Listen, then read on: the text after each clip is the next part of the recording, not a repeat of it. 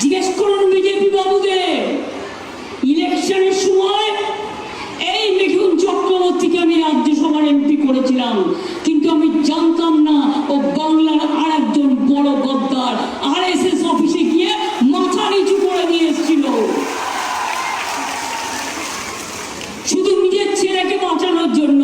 আপনাদের মনে পড়ে? আপনাদের মনে পড়ে ছেলেকে ধরেছিল,